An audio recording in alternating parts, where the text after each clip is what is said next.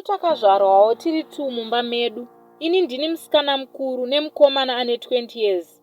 Nemukomana ane 20 years mudiki anotevera mumashure mangu. Baba vakafa kudhara, ini ndine 5 years and my brother was 3 years.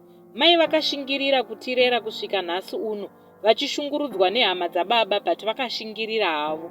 Ini ndinoshandawo muHarare mushopi.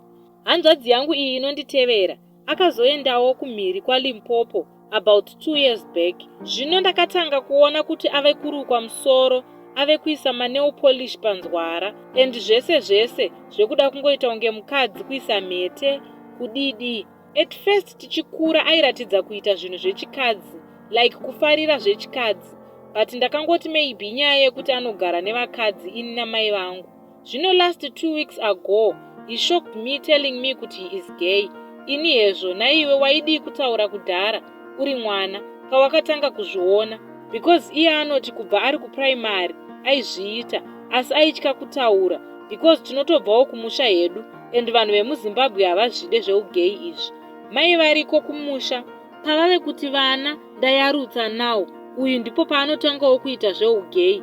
Ndiye mukomana taita achakudza rudzi since baba vakatisiya tiri 2, but zvakaoma hazvo.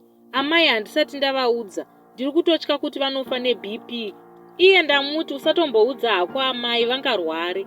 Nhai hama, ndibatsirewo kuti ndekupi kungabatsirwawo mwana uyu achiri mudiki. Ane 20 years kuti zvipere. I believe mweya yetsvina chaiyo yakamugara iyi. Please help a sister, tibatsiranewo, ndibatsire mwana uyu wedu wei.